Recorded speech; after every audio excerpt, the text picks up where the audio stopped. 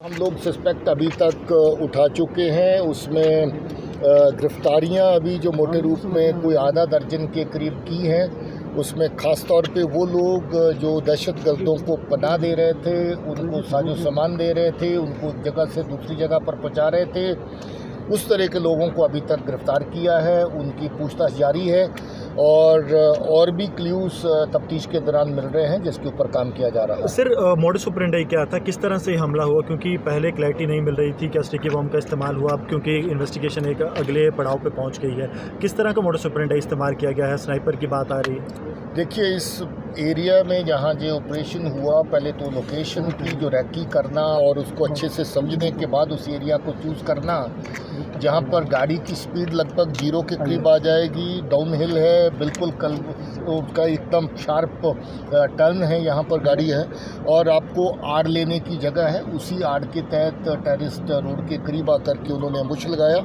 अम्बुश लगाने के बाद फायरिंग हुई। जो वहाँ पर चल रहे थे गाड़ी में, उनका नुकसान हुआ, वो जख्मी हुए और उनको जख्मी हालत में जो थे उसी वक्त उन्होंने फिर गाड़ी को भी आईडी लगा करके गाड़ी को आग लगाई और गाड़ी को ब्लास्ट किया। इस तरह की जो पूरी की पूरी कार्रवाई है वो बड़ी अच्छी एक रैकी के बाद, एरिया की रैकी के बाद जगह की सिलेक्शन हुई है और लगता है कि उनका कोई नेटवर्क ऐसा होगा जिसके ज़रिए से गाड़ी के चलने की मूवमेंट एक पॉइंट से दूसरे पॉइंट तक की उनको मालूम था और अपनी पोजीशन उन्होंने बारिश के बावजूद भी और उस दिन गड़े भी पड़ रहे थे उसके बावजूद भी वो पोजीशन ली और इस तरह का नुकसान वहाँ पर हुआ। सर, कॉन्वॉय जो है वो अटैक कॉन्वॉय निशाने पे थी। देखिए, एडम की कार्रवाई ड्राई डे और नो ड्राई डे चलती रहती हैं। छोटी मोटी ऑपरेशनल एक्टिविटीज़ एरिया में जगह जगह पर हमारे कैंप में वो चलती रहती हैं। या उसमें रैकी कार्रवाई के लिए थी या इसके लिए थी, इस तरह की बात अभी तफ्तीश में नहीं सामने आई है। इस तरह की इफ्तार का सामान लेके जा रहे थे गाँव वालों के लिए, तो सामान इफ्तार का था या नहीं उसके बारे में मैं कमेंट नहीं कर सकता। सर, कितने टेररिस्ट इन्वॉल्व थे अभी तक? क्या निकल कर इस तरह का इंसिडेंट राजौरी के अंदर हुआ? टेररिस्ट की जो इन्वॉल्वमेंट है, कम से कम हम लोग ये सोचते हैं कि 3 लोग इसमें इन्वॉल्व होने चाहिए। 3 से 5 लोगों की इन्वॉल्वमेंट इसमें लगती है और अभी तफ्तीश चल रही है और मुझे लगता है कि ये चीज़ें आने वाले वक्त में स्टील कोर बुलेट्स का इस्तेमाल किया गया है। बात करें पूरे पीर पंचाल रेंज के अंदर कितने टेररिस्ट हो सकते हैं? क्योंकि 2001 के बाद इस तरह का इंसिडेंट हुआ। 2001 में ही राजौरी के अंदर 14 जवानों को शहीद किया गया था, बिल्कुल इसी तरह का इंसिडेंट हुआ।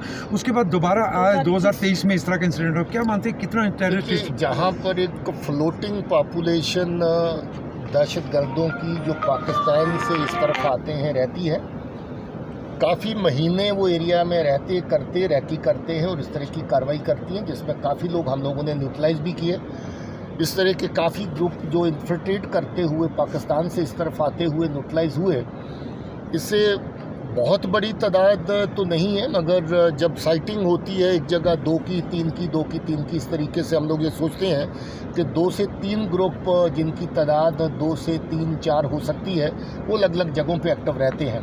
तो इस तरीके से अगर टोटल मिला के देखेंगे तो मतलब 9 से लेकर के 10-12 तक की तादाद इनकी हम लोग अपने असेसमेंट के हिसाब से देखते हैं, क्योंकि 2-3 जगहों पे साइटिंग इनकी बराबर होती रहती है, इससे ज़्यादा नहीं हो सकती। चाइनीज़ वेपन का इस्तेमाल किया गया है, 7.62 mm स्टील कोर बुलेट जो कि बुलेट प्रूफ आर्मर से भी पियर्स कर सकती है। तो हाउ यू सी दिस?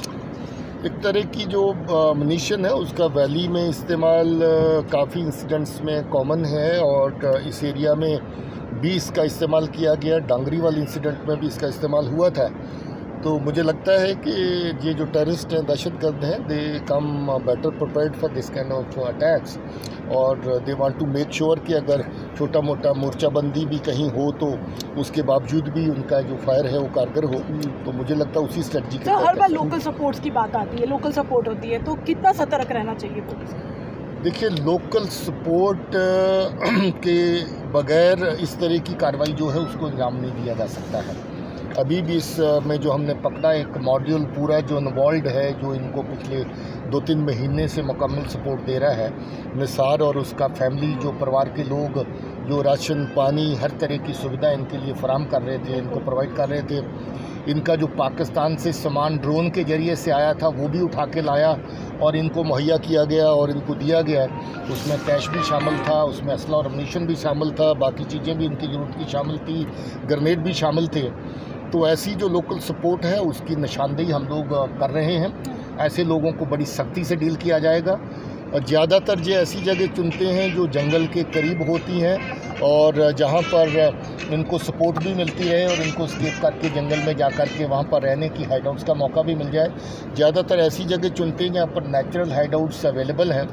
उसी ऑपरेशन के तहत हम लोग कार्रवाई के तहत ये जगह देख रहे हैं ताकि जहाँ जहाँ भी नेचुरल हाइड आउट हो उनकी हम निशानदेही करें और इनके आने वाले टाइम पे जो जहाँ पर ये रहने की जगह है उनको सर निशानदेही ड्रोन की करें। तरफ से कहा कि आपने ड्रोन यूज़ करके ड्रॉपिंग की गई, किस तरफ जो है ड्रॉपिंग की गई थी? क्या जम्मू में ड्रॉपिंग की गई थी, यहाँ पर असला आया या फिर इसी एरिया में ड्रॉपिंग हुई थी। उस एरिया का अभी हम लोग पूरा अभी जायजा ले रहे हैं। मौके पर ले जाके देखेंगे इनको कि कहाँ पर सामान आया था। मगर काफ़ी वारदातें ड्रोन की रजौरी और पुंछ के एरिया में हो चुकी हैं जिसमें इनकी सप्लाई जो है पाकिस्तान से सीधी आती है।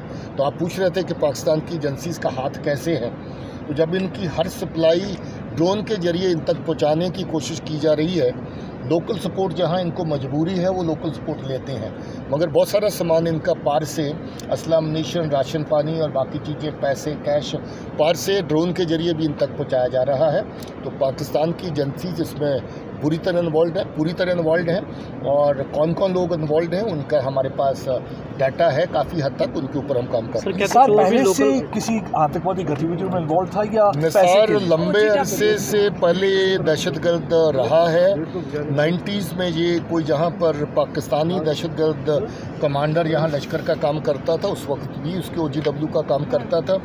ये पहले से भी हमारी नज़र के नीचे था। इसको पुलिस उठा के 2-3 बार पूछताछ कर चुकी है। हमारे जो सस्पेक्ट्स की लिस्ट में पहले भी मौजूद था। इस बार भी इसके ऊपर शक था, इसको उठाया गया और कुछ corroborating एविडेंस मिला जिसकी बुनियाद पर इसकी पूछताछ हुई और उस पूछताछ की बुनियाद पे ये माना गया कि ये पूरी तरह इन्वॉल्व है और इसके फैमिली के बाकी लोग भी इन्वॉल्व हैं। क्या कुछ और भी लोकल इन्वॉल्वमेंट हो सकती है? और भी इन्वॉल्वमेंट का हमें शक है क्योंकि इनकी जो ट्रांसपोर्टेशन एक जगह से दूसरी जगह हुई है वो एस्पेक्ट अभी हम देख रहे हैं क्योंकि इनको रखा कहीं और गया और अटैक किसी और जगह पे जाके किया तो वहाँ पर इनका कोई और मॉड्यूल जो इनकी मदद कर रहा था जहाँ इसी मॉड्यूल के तहत हुआ वो पूछताछ से बातें अभी निकल रही हैं। कितनी बड़ी कामयाबी मानते हैं सर आपको ये जो मॉड्यूल बस को?